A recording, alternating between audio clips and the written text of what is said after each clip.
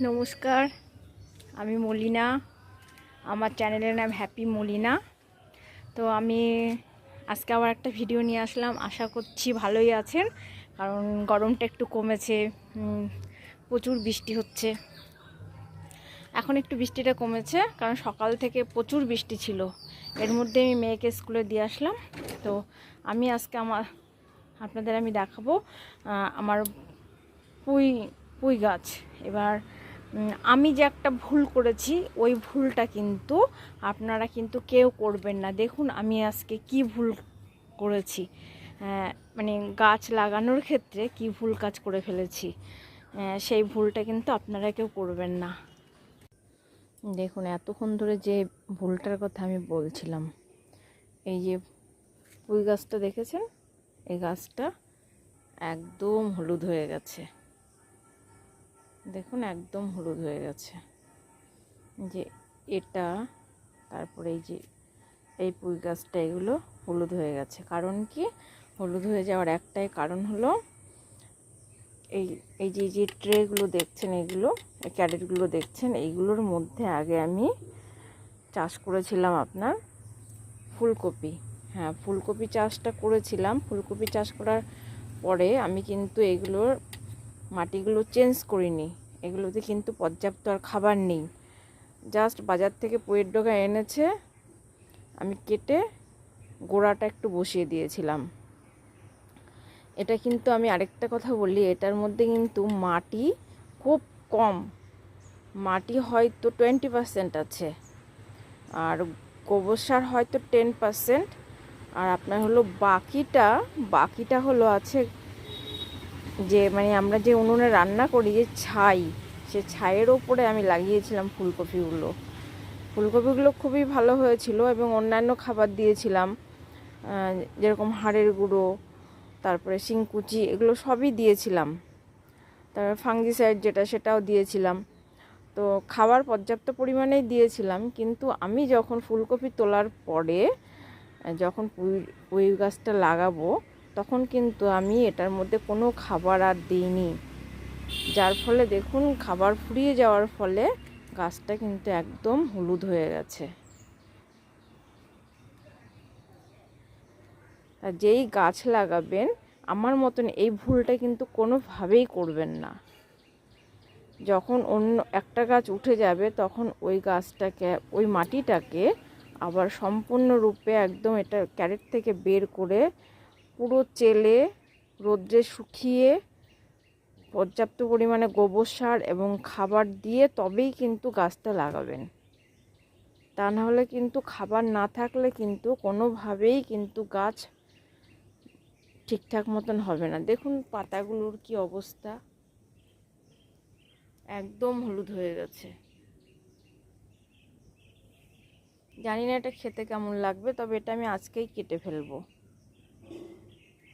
তবে সবাইকে বলছি, যারাই ছাদে গাছ লাগান, মানে ছাদ বাগান করেন, তারা কিন্তু এই ভুলটা করবেন না। আমরা মাটিতে লাগালে কি হয়, মাটিতে লাগালে মাটির একটা রস থাকে, মাটির থেকে খাবার সংগ্রহ করতে পারে। কিন্তু আমরা ছাদে তো সেই পথটা ওদের নেই, ছাদে কিন্তু বন্ধ সেই পথটা, কারণ ছাদে মাটি থাকে না। ওই টবের মধ্যে বা ক্যারেটের মধ্যে যতটা মাটি দেওয়া হয়, ঠিক ঠিক ততটাই মানে সেখান থেকে ওরা খাবার সংগ্রহ করে, এবং পরে আমাদের আরও খাবার দিতে হয়। তাই বলছি যে আমার মতন ভুল কিন্তু কেউ করবেন না। দেখুন এই গাছটা আমি কেটে ফেললাম, অল্প রয়েছে আর, কিন্তু গাছটা আমার রেখে কোনো লাভ হচ্ছে না। গাছটা আমি কেটে ফেললাম, যেহেতু পর্যাপ্ত খাবার নেই, সেহেতু আমি রাখছি না গাছটা বেশি। এবার আমি এটা ডেলি মানে কেটে খেয়ে ফেলবো। আর অন্যান্য খাবারে তুললাম বরবটি, মানে অন্যান্য সবজি, বরবটি, বেগুন, ভেন্ডি। আমি যে এতক্ষণ বললাম যে গাছে খাবার ঠিকঠাকভাবে না দিলে পরে কি অবস্থা হয়, সেটা আপনাদের আমি পুঁই গাছ দিয়ে দেখালাম। এবার আমি আরেকটা জিনিস আপনাদের হাতে কলমে করেছি বলে আমি আজকে বুঝতে পারছি যে আমি আজকে কি ভুল করেছি। আপনাদের আমি আরেকটা জিনিস আমি দেখাচ্ছি। এই দেখুন আমার আরেকটা পুঁই শাক, যেটায় আমি অলরেডি খাবার দিয়ে আমি লাগিয়েছি। দেখুন এটা কতটা সুন্দর হয়েছে। এটাই আমি যথেষ্ট পরিমাণে খাবার দিয়েছি, যার জন্যই এটা সুন্দর হয়েছে। আর ওটাই আমি খাবার ছাড়া লাগিয়েছি, ওই জন্য পুরো গাছটা হলুদ হয়ে গেছে। এটা আমি অবশ্য ব্যাক ক্যামেরা দিয়ে আপনাদের আমি দেখাচ্ছি। এই যে দেখুন কত সুন্দর হয়েছে। এটা একটা হলো ক্যারেটে লাগানো হয়েছে, আর একটা হলো টবে লাগানো হয়েছে। দেখুন যেহেতু আমি এটা ছোট টবে লাগিয়েছি, আমার এটার আর পুঁই গাছে প্রচণ্ড জল লাগে। মাটিতে লাগানো হয়, আমরা বুঝতে পারি না যে কোন গাছে কতটা জল লাগে, সেরকমভাবে বুঝতে পারি না।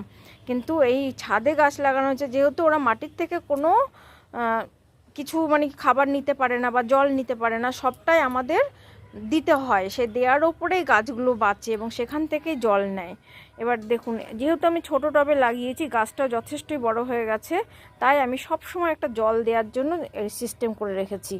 আমি তো এমনি জল দিয়ে রাখি, সব সময় জল দিই, আর এইটার মধ্যে আমি জল দিয়ে রেখে দিই। আর নিচে ফুটো করা আছে এই বোতলের নিচটা, এবার মুখের কাছে ফুটো করা আছে, ওখান দিয়ে সারাদিন এটার মধ্যে জল পড়ে। এখন বৃষ্টি হয়েছে বলে আমি জল দিইনি, এই জন্য জলের সিস্টেমটা এরকম করে রেখেছি। আবার দেখুন, এই গাছকে নিয়মিত তো খাবার দিতেই হয়, খোল পচা জল দিই।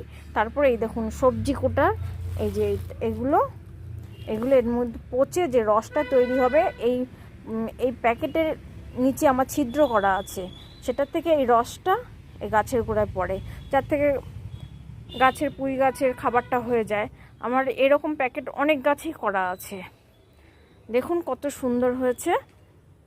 এবার গাছের খাবার সঠিকভাবে না দিয়ে গাছ লাগানো একদমই উচিত না, তাই ওই গাছটা আমার একদম হলুদ হয়ে গেছে, যেহেতু খাবার নেই। আর এইগুলোই দেখুন, এগুলোর মধ্যে যথেষ্ট পরিমাণে গোবর সার, শিংকুচি, তারপরে হাড়ের গুঁড়ো, এগুলো, তারপরে ফাঙ্গিসাইড, এগুলো আমার দেয়া আছে এর মধ্যে, যার ফলে গাছটা দেখুন খুব সুন্দর হয়েছে। আর ওটার মধ্যে তো বললামই আমি খাবার দেয়া নেই। আমি দুই ধরনের পুঁই গাছই আমি দেখিয়ে দিলাম আপনাদের, একটা হলো খাবার দেওয়া আর একটা হলো খাবার ছাড়া। কি পজিশন দাঁড়ায় সেটা আমি আপনাদের দেখিয়ে দিলাম। ঠিক আছে, এবার আমি রাখবো, আজকের ভিডিওটা আমি শেষ করব। সবাই ভালো থাকবেন এবং আমার চ্যানেলটাকে সাবস্ক্রাইব করবেন এবং নিজেদের মধ্যে শেয়ার করবেন। টাটা বাই, অবশ্যই সাবস্ক্রাইব।